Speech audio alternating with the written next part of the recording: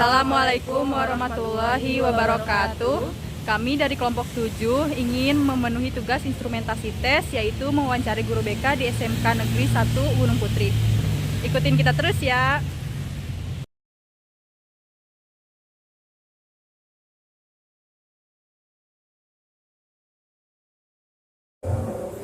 Sebelumnya terima kasih ya Bapak sudah berkenan untuk diwawancari oleh kami pada hari ini. Jadi maksud kedatangan kami pada hari ini itu ingin menanyakan instrumentasi tes yang digunakan di sekolah ini, terutama di SNKN 1 Gunung Putri. Kira-kira jenis tes psikologi yang sudah pernah digunakan gitu Pak di SNKN ini gitu, apa gitu Pak? Ya, yang pertama ketika membuat program BK kita melaksanakan yang namanya need assessment, analisis kebutuhan. Need assessment ini kita menggunakan namanya AGMU, analisis gangguan masalah umum. AGMU itu merupakan sejenis angket pertanyaan tentang mempertanyakan permasalahan-permasalahan peserta didik yang kita bagikan nanti di kelas 10, 11, dan 12. Nah, itu nanti bisa dimasukkan ke dalam aplikasi Upcalling ya. Itu merupakan salah satu perangkat untuk membuat program. Jadi terlihat tuh profil masalah siswa, profil kelas ya. Ya, AGMU itu sebenarnya sederhananya seperti DCM, data masalah, atau AUM, ya, alat tentang masalah. Cuman kita gunakan AGMU karena kemudahan di aplikasi di Upcalling. Itu yang pertama. Dalam perjalanannya kita juga menggunakan beberapa instrumen atau assessment. Kebetulan kita menggunakan dari Aku Pintar ya. Aku Pintar ini assessment yang diberikan kepada peserta didik ada namanya gaya belajar, kemudian ada tes peminatan ya, jurusan yang menggunakan teorinya Howard Gardner ya, atau John Holland ya, kalau salah itu ada 6 tipe minat ya, ada realistis, investigatif, artistik gitu ya, enterprising, kemudian ada konvensional, nah itu ada 5 tipe riasan. Lalu kita juga menggunakan yang namanya tes kemampuan. Nah, tes kemampuan ini menggunakan teori kecerdasan ganda. Kalau Gardner ya, ada 7 kecerdasan ganda. Itu yang bisa kita gunakan untuk melihat sejauh mana kira-kira gaya belajar, ya, minatnya, kemampuannya, ya, itu dalam aplikasi Aku Pintar. Jadi kita kasih link saja, tinggal diisi.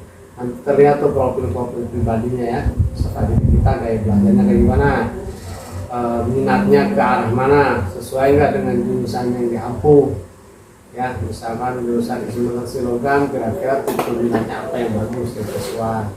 Lalu kalau bicara kecerdasan, kira-kira kecerdasannya mendukung tidak dengan pilihan jurusannya gitu ya. Itu kita lakukan. Nah, kalau untuk melihat korelasi sosial, interaksi dengan peserta didik, kita gunakan sosiometri ya. Sosiometri ini juga ada di aplikasi Upcalling, jadi kita tinggal sebar hasil angketnya, kemudian mereka mengisi dan otomatis ada hasilnya tuh ya, hubungan relasi suka tidak suka dengan peserta didik, antar peserta didik di kelasnya. Itu sih. Berarti kalau untuk di sekolah ini sudah ini ya Pak, pemanfaatan teknologinya sudah bagus ya gitu, memakai Ya, kita aplikasi. sudah mengikuti perkembangan. Berarti kalau untuk siswanya wajib membawa handphone atau gimana Pak? Yang pasti handphone memang sekarang udah jadi kebutuhan ya. Sudah diwajibkan bawa gitu. Yes, dari sejak sebelum pandemi saja handphone sudah digunakan. Apalagi ketika pandemi COVID-19 ya, proses pembelajaran berbasis handphone ya, Android ya, kemudian berbasis LMS, Learning Management System ya, kita gunakan ada Google Classroom atau mungkin beberapa aplikasi lain. Semua itu kita gunakan. kemarin saya ikut acara di P4TK Penjas BK Kemdikbud. Kita juga ada khusus aplikasi BK ya, yang berbasis LMS, berbasis aplikasi, dan itu adalah bisa dikatakan cyberlink ya. Cyberlink ini buatan.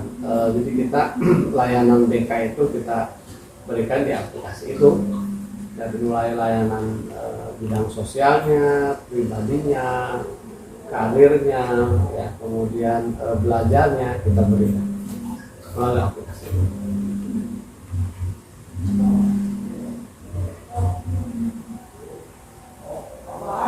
Terus kapan implementasi tes dilakukan, Pak? Tadi udah disampaikan di awal, ada di awal tahun pelajaran, ya kan, hari ini. Kemudian di semester 1 juga, semester ganjil sudah diberikan yang tadi saya sebutkan. Manfaat dari penggunanya, Pak? Yang pasti itu kan instrumentasi untuk mencari data. Jadi mau tidak mau kita mendapatkan data. Nah, data ini menjadi salah satu dasar untuk memberikan layanan gitu ya, yang dibutuhkan saat ini. Dengan adanya kurikulum Merdeka Belajar, maka sebetulnya peserta didik itu harus dilayani berdasarkan kebutuhannya. Karena BK itu sekali lagi layanannya berbasis kebutuhan peserta didik. Apa sih yang dibutuhkan peserta didik? Ya, dengan kebutuhannya yang dipenuhilah, disitulah maka yang namanya kemandirian perkembangan peserta didik bisa terlihat. Kelebihan dan kelemahannya, Pak? Kalau bicara tentang kelebihan dan kekurangannya, yang pasti secara umum sudah tahu lah ya. Aplikasi ini, instrumen ini yang manfaatnya udah jelas tadi ya, akan sangat membantu untuk melihat kondisi peserta didik. Kalau bicara kekurangan, yang pasti bisa saja mungkin ada beberapa peserta didik yang mungkin belum mengisi instrumen itu atau mengisinya tidak sungguh-sungguh, paling ya datanya tidak sesuai harapan. Cuman kalau secara umum terlihat gambaran. Lalu bagaimana data instrumen tes dapat dikatakan valid? Validitas itu kan ada rumusnya ya, sejauh mana kalau bicara tentang validitas itu terjadi kan kalau tujuan yang diharapkan tercapai.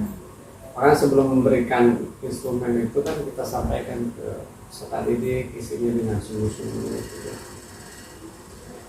Dengan benar sehingga terlihat datanya, gambarannya. Ya, kalau misalkan hasilnya itu terlihat kurang baik, mungkin karena asal-asalan isinya. Jadi dari sisi ngasal ngisi itu datanya jadi tidak valid. Lalu apakah ada hambatan atau kendala dalam menggunakan tes psikologi di sekolah? Kalau hambatan pasti ada. Ya mungkin karena aplikasi instrumen sekarang kan berbentuk online ya. Semua serba online. Jadi sangat mudah sebetulnya. Hambatannya ya kalau mungkin tidak terisi di jaringan, mungkin ketika pas mengisi tidak bisa kirim, atau mungkin ya setelah nggak mau ngisi gitu karena nggak mau diketahui gitu ya. Bisa jadi mungkin apaan sih ini ngisi gini, buat apaan sih, nah, ada aja mungkin begitu itu. Nah, 1-2, tapi ya gambaran itu secara umum bisa terlihat ya, kebutuhan di kelas itu, layanan BK apa yang dibutuhkan terlihat. Kalau pelaksanaan instrumentasi tes di sini, apakah memerlukan bekerja sama dengan seorang psikolog gitu, Pak? Sejauh ini pelaksanaan instrumen asesmen itu dilaksanakan oleh kita ya, secara mandiri. kita menggunakan beberapa aplikasi yang memang sudah dibuat oleh para pembuatnya atau ya, AGMU ada yang membuat dan itu sudah valid ya. Kemudian aplikasi di Aku Pintar pun itu tes-tes yang memang sudah teruji kevalidannya dan itu bisa digunakan secara umum ya. Jadi kita tidak menggunakan pihak ketiga untuk mengelola. Jadi kita masih sifatnya yang gratisan aja lah. Yang memang sudah umum ada. Ya sebetulnya tes itu bisa aja kita olah sendiri ya. Kita bikin Google Form, kemudian datanya masuk tinggal diolah. Ya tinggal diolah saja begitu. Kalau untuk yang aplikasi-aplikasi itu kan sebetulnya dibuat karena memang membantu. Ya, sejauh ini banyak yang peduli ya, guru BK, pemerhati gitu ya. Banyak yang membuat aplikasi-aplikasi yang itu bisa membantu, kita gunakan free gitu ya, dan hasilnya juga bisa langsung kita unduh ya, gambaran peserta didik juga terlihat gitu ya. Dan itu kan kita nyari yang simpelnya saja.